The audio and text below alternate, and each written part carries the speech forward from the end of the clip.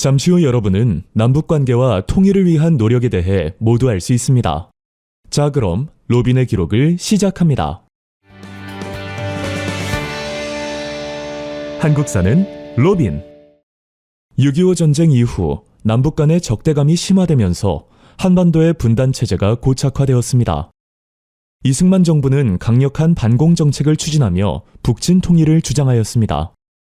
이 시기 평화통일론을 내세운 진보당은 정부의 반공 기조와 충돌하여 탄압을 받았으며 그 결과 반공 이데올로기가 한국 사회 전반에 더욱 확산되었습니다.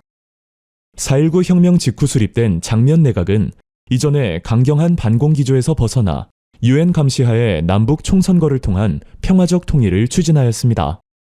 이에 따라 민간에서도 평화통일 논의가 활발해졌습니다. 박정희 정부는 선 건설, 후 통일을 내세워 경제개발에 주력하였으며 이와 함께 강력한 반공 정책을 추진하였습니다. 한편 이 시기 북한은 1.21 청와대 습격 사건, 울진 삼척 무장공비 침투 사건, 판문점 도끼 만행 사건 등 다수의 무력 도발을 감행하여 남북 간의 군사적 긴장을 고조시켰습니다. 그 결과 남북 간 평화통일 논의는 사실상 중단되었습니다. 1969년에 발표된 닉슨 독트린의 영향으로 냉전 체제가 완화됨에 따라 남북 관계에도 대화를 시도하려는 움직임이 나타났습니다. 1971년 이산가족 재회를 위한 남북한 적십자 회담이 성사되면서 남북 대화의 문이 열렸고 1972년에는 자주, 평화, 민족 대단결의 3대 통일 원칙을 담은 7.4 남북공동성명이 발표되었습니다. 이에 따라 남북조절위원회가 설치되어 상호 왕래, 경제협력, 군사긴장 완화 등 통일 관련 실무 문제들이 논의되었으나 남북 간의 불신과 정치적 대립으로 인해 구체적인 합의나 실행으로 이어지지 못하였습니다. 남북한은 7.4 남북공동성명을 각각 정치적으로 이용하였습니다. 남한의 박정희 정부는 유신헌법을 제정하여 장기 집권 체제를 확립하였고 북한의 김일성 역시 사회주의 헌법을 제정하여 주석 중심의 1인 독재 체제를 강화하였습니다. 결국 남북 대화는 통일의 진전보다는 양측 체제의 정당성을 강화하는 수단으로 활용되었습니다. 1973년 박정희 정부는 6.23 평화통일 외교정책 선언을 발표하였습니다.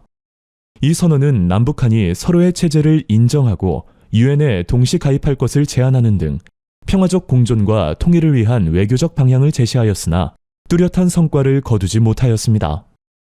1980년 북한은 고려 민주연방공화국 창립 방안을 제시하며 통일 문제의 주도권을 잡고자 하였습니다.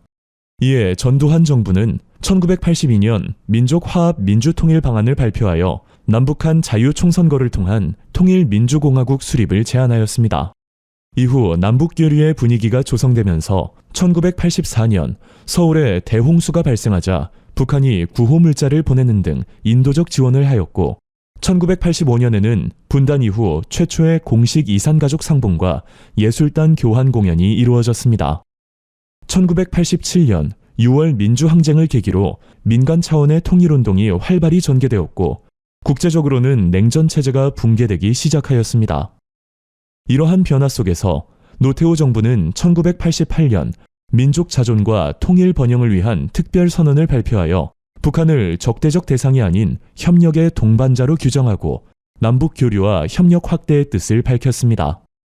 이를 바탕으로 공산권 국가와의 관계 개선을 위한 북방 정책을 추진하였으며 북한 역시 외교적 고립을 탈피하기 위해 남한과의 교류에 나섰습니다. 그 결과 1990년부터 남북 간 고위급 회담이 여러 차례 개최되며 화해의 분위기가 조성되었고 1991년에는 양측이 나란히 유엔에 가입하는 등 남북 관계의 구체적인 진전이 이루어졌습니다. 이어 남북 사이의 화해와 불가침 및 교류, 협력에 관한 합의서, 한반도 비핵화에 관한 공동선언이 채택 발표되었습니다. 이 가운데 남북 기본 합의서는 남북한 정부 간 공식 합의한 최초의 문서로 이후 양측 관계 발전에 중요한 기반이 되었습니다. 북한이 비핵화 공동선언에 합의한 지 2년 만인 1993년 핵 확산 금지 조약 탈퇴를 선언하면서 남북 관계는 급격히 냉각되었습니다.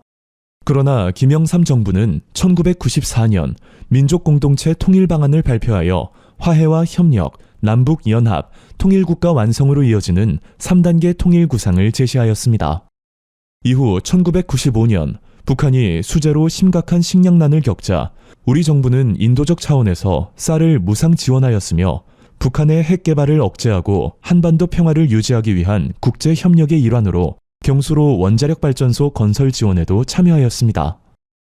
김대중 정부는 한반도의 평화 정착, 남북 교류와 협력 확대를 목표로 대북 화해 협력 정책, 이른바 햇볕 정책을 추진하였습니다. 그 결과 남북 관계는 새로운 전환점을 맞이하였고 1998년에는 해로를 통한 금강산 관광이 시작되어 민간 교류가 본격화되었습니다. 이어 2000년에는 평양에서 제1차 남북 정상회담이 개최되었으며 회담의 결과 발표된 6.15 남북 공동선언을 계기로 남북은 이산가족 상봉과 서신교환을 비롯해 경의선 철도 연결과 개성공단 건설 등 다양한 협력 사업이 추진되었습니다. 노무현 정부는 김대중 정부의 햇볕 정책을 계승하여 평화 번영 정책을 추진하였습니다.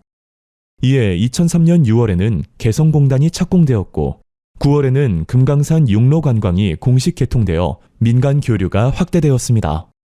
이후 남북 간 대화와 협력이 이어져 2007년 10월에는 평양에서 제2차 남북 정상회담이 개최되었으며 그 결과 남북 관계 발전과 평화 번영을 위한 선언이 발표되었습니다. 이 선언에는 경제협력 확대와 군사적 긴장 완화 등 포괄적인 협력 방안이 제시되어 남북 관계가 한 단계 더 진전되는 계기가 되었습니다. 이명박 정부는 남북이 협력하며 함께 번영하는 상생과 공영의 남북 관계를 추구하였으나 북한의 미사일 시험 발사와 핵실험 강행, 천안함 피격 사건, 연평도 포격 사건 등 잇따른 군사 도발로 남북 관계가 급격히 악화되었습니다. 이에 이명박 정부는 북한의 책임 있는 조치와 핵 폐기를 요구하며 2010년 5월 개성공단을 제외한 모든 남북 교역과 인적 왕래를 전면 중단하는 5.24 조치를 발표하였습니다. 박근혜 정부는 이명박 정부의 기조를 이어받아 제재와 대화를 병행하는 대북 정책을 유지하였습니다. 북한의 도발에는 단호히 대응하되 신뢰를 바탕으로 남북 관계를 발전시키려는 한반도 신뢰 프로세스를 추진하였습니다. 그러나 2016년 1월 북한이 4차 핵실험과 장거리 미사일 발사를 강행하면서 남북 간 긴장이 고조되었고 정부는 이러한 도발에 대한 조치로 같은 해 2월 개성공단 가동을 전면 중단하였습니다. 이로써 개성공단이 사실상 폐쇄되며 남북관계는 한동안 냉각 상태에 머물렀습니다. 문재인 정부 출범 당시 미국의 트럼프 행정부의 강력한 대북 제재와 압박으로 인해 북한과 미국 간 갈등이 심화되며 군사적 긴장이 최고조에 달하였습니다. 그러나 2018년 들어 문재인 정부의 적극적인 중재와 외교적 노력으로 한반도 정세는 큰 전환점을 맞이하였습니다. 2018년 평창 동계올림픽을 계기로 남북이 협력하였고 4월에는 제3차 남북 정상회담이 개최되었습니다. 회담에서는 한반도의 평화와 번영, 통일을 위한 판문점 선언을 발표하여 한반도 비핵화와 항구적 평화체제 구축, 남북교류 확대에 합의하였습니다. 이후 남북 및 북미 정상회담이 이어지며 화해와 협력, 조정과 갈등이 공존하는 복합적이고 유동적인 관계가 지속되었습니다. 여러분, 재미있게 보셨나요? 저희는 더욱 다양한 주제로 다시 찾아오겠습니다. 로빈의 역사 기록